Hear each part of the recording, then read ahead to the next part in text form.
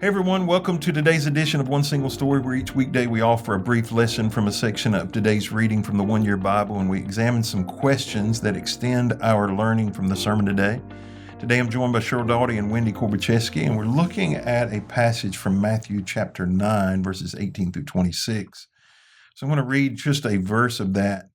It says, "As Jesus was saying this, the leader of the synagogue came and knelt before him. 'My daughter has just died,' he said, 'but you can bring her back to life again if you just come and lay your hand on her.'" So give us some context for this passage that we're going to look at today. This passage is talking about two remarkable miracles that Jesus performed, one of which was the raising of the synagogue leader's daughter from death and the healing of a woman with a 12-year blood affliction. And we're focusing on prayer for influence. So these stories showcase Jesus's unmatched influence in his ministry. Wendy, why do you say that this text showcases Jesus's influence? First, you got to consider that a synagogue leader reached out to him. Mm-hmm. And so the Gospels consistently depict tension between Jesus and synagogue leaders. Many saw Jesus as a disruptive force, challenging their understanding of Israel's role as God's chosen people. It's extraordinary then that this leader, someone who would have been part of the establishment, humbled himself to reach out to Jesus. And perhaps this act demonstrates that his desperation too, but he knew Jesus was someone uniquely capable of meeting that need. Yeah, and he even said, "I know you can do it." Right. Yeah. So just bridging that gap alone was huge and was an example of that influence. Yeah, he believed that he said there were two things. She's dead, but I know you can raise her back. You can do it. You can raise her back to life. That in itself is a pretty amazing thing for him to believe that, because how he says it's almost nonchalant, right? It's so very casual. My daughter has died, but you can raise her back to life. I've never had that conversation with anybody, right? I mean, I've seen lots of death, but I've never had anybody say, "But I believe you can be raised back to life." Yeah. That's a different level of faith. To say it outside of that life experience is different than living it. Because we hesitate to say that even about sicknesses, right? Right. To say it out loud. Right. In the midst of that, even in a room with somebody who is facing death amongst family members, you almost feel hesitant. You can feel that pullback. You can feel like, and you almost put that caveat on it, like, "Lord, if it's your will." Yeah. Well, I think we always, it's kind of rare that we don't. You throw that on there. This man came to him in full faith saying, "I know, you come, you can raise her. And she's dead." I think even for ourselves, I think we'll pray for things for ourselves, but we struggle, or I struggle to verbalize it, because what if it don't come to pass? You know, like this, what I'm getting ready to say is not true, but it is subconsciously how I think, right? If I need healing for my body, I'm scared to say I prayed for this out loud, because if it don't happen, and I have like God wasn't faithful, right? And I have no control over it, right? I have no control over it. But if I say, I want a chapel on that corner lot, subconsciously I think I've got a little bit of control over that, right? Right. Subconsciously I think, okay, I can make this happen, right? And the reality is I don't. I don't have control over either one of them, right? Right. But I think sometimes we do. But this concept of being raised back to life, there's a level of faith that you see in this chapter. In verse 22, the woman who's healed of the issue of blood. And that's the way I grew up with it. That's what they called it. I mean, you two certainly could speak to this, but I can't. That had to be a horrible disposition. Yeah, and I'm just saying, back in those days, it wasn't like they had the modern conveniences, Yeah. so it If you probably won't pretty even much call them convenient. right. I mean, it probably pretty much shut your life down, Yeah, and they were Exactly. ostracized. Right. Right. You know, as if it was your fault that it was right? happening. They were You're still ostracized Ceremonially on a normal unclean. Yes. cycle Mhm. type of thing. You Mhm. know, Mhm. so they're put out, and so you imagine this going on for 12 years. How isolated she had to have felt, and what faith, because it did take faith for her. It took faith for her to go in that crowd because she Mhm. wasn't supposed to Right. be there. Mhm. It took faith for her to touch Jesus and to believe that All she had to do is touch his it was robe. she was going to be healed because of that. Because she couldn't even worship. Right. She couldn't go to a house of worship. She Right. couldn't. It was very much like a leper, Mhm. you know. And then later, these two blind men get healed. But the level of faith from the synagogue leader, when you think about the tension present between the two, you know, Matthew kind of makes it no big deal, but it's a big deal the way that came about. And so that brings me to a couple of questions I'm curious how you feel about. Do you think that Jesus' influence was mainly built upon his ability to work miracles? Mm. And if so, right, if that was a big part of his influence, what ground do we have to stand on, you know, in our influence? Well, I don't think you can write his miracles off. I mean, certainly, I believe that factors into his influence. But I don't think that is the only thing, because there are so many who looked at his miracles and still, I mean, saw the results of his miracles and still completely wrote him off, Mhm. rejected him. But still, we're here still talking about Jesus. His influence still was deep and profound.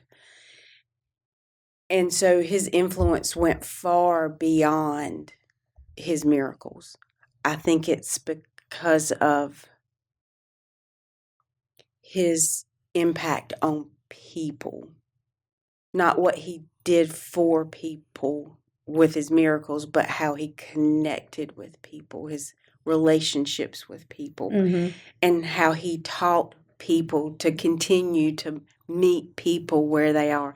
You know, And how he saw people, right? that's the exact word. Yeah, the That's the word. relationships that he had with them, and Yes. how he had this unique ability to see people for exactly who they were Yes. and confront people with Mhm. all the issues that he knew were issues for them, but love them in such a way that made them want to change that made them say, I'm not going to do that anymore. I'm going to walk away and I'm going to have a new life. And it was not only his ability, but just knowing him and seeing him and watching him and being in relationship with him. He loved them so much and so completely and Yes. wholly that, Seen, known, yet loved. yes, Completely. I think that's where the biggest influence and transformation happens. I think his miracles got him attention, and I think it would stop people in their tracks and say, hey, you know, what's up with this guy? And of course, you automatically end up with people who only wanted him for his ability to perform a miracle, and then they would walk away. We see some of that and never even say thank you. Mhm. But as a whole, I do believe that his influence happened mainly because of his relationships with people. Yeah, influence, depending on how you measure it, and it can be viewed in a lot of different ways. Most theologians would, well, not most theologians, some theologians, they take a position that the reason they believe miracles have ceased, so they're cessationists, right? The reason they believe miracles have ceased is because miracles were the way that Jesus got his foot in the door, got people's attention, Mhm. right? You know, I don't buy the ceasing piece, but I do. I think it was more of a door opener. That's how I would describe it. It's kind of like I was trying to think of an example that would be similar. It was the barker, the carnival barker. It Right. got you to come to the show. It got you to pay attention, right? But then what he taught, because if you read much about what Jesus said, when the crowd got too big, he started preaching really difficult stuff that caused the crowds to kind of scatter. Right. Yeah. That is the real challenge, frankly, even in the church world today, is that we can't lean too much. It can't all be about how do we attract people. Maybe that's the right word. Is miracles were a very big attraction. I mean, because let's be honest, if people were being raised from the dead here in northeastern North Carolina, I would go see. Absolutely. We go check it out. Yeah, I would Field want trip. to know, right? Yeah. But I also want to know what goes along with that. That's always been my dilemma with modern faith healers. Anyway, it's not that I don't believe in healing, and I know some people who have been in some of their meetings and received that healing. But if that's the end, right? If the end is I got a healing, but there's no transformation, right? I think Jesus' biggest long-lasting influence was not his miracles; it was his how he treated people. But we thinking. We want to have influence up, right? So there's a word that's thrown around right now called, well, a phrase, not just a word, Christian nationalism. And the objection that people have to it is that we want to be in power, or we want to influence people who are in power. And we don't ever find Jesus not wanting to influence people in power. But what we've found is Jesus influenced people across all spectrum. So the one with the issue of blood is an ostracized person, outcast. So how does real influence reach across social and economic separations? I again believe it is through relationship, because it's one thing for you to recognize your differences with somebody, and there might be some parts of your life that you couldn't necessarily agree on or relate to. But I have also found through relationships that people who are very different from me will listen if they know that through my actions that I love them and I care about them, and I've helped meet some need that they have, that I've invested time and energy and just been a friend to them, as opposed to my just wanting them to hear what I have to say. Yeah, and I think it comes down to genuineness. Having a genuine heart, regardless of who the receiver is. Being the same person at all times to all people, regardless of what, there's no reciprocal, looking for that reciprocity kind of relationship. Thinking about what you're going to get out What of am I it. going to get in return? Right. Doesn't matter where you are, where you're coming from, or what you could possibly do for me in return. It's got nothing to do with it. It's loving people with a genuine heart and being the same to all people all the time. That's how you cross boundaries. That's how your social standing or your economic standing has no, or your political standing, that has no bearing on How you going to treat people. how you're treated. Right. Loving people because that's how Christ would love them.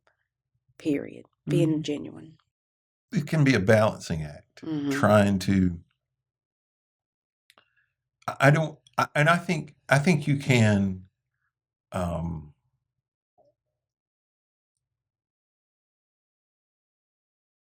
Influence up or down, and your motives are wrong, right? I think you can influence down because you can dominate, and that can be dangerous. I think you can influence up because your motives are to have power and people to know about you. And I think I think it has to be. You always have to have a heart check about how you're using your influence. Sunday in the sermon we looked at Shadrach, Meshach, and Abednego, and how they get thrown in the fiery furnace. And the end result of their influence was that the king declared that only the one true God would be worshipped. Right? That was the end of their influence. So that's an influence and up kind of situation. But we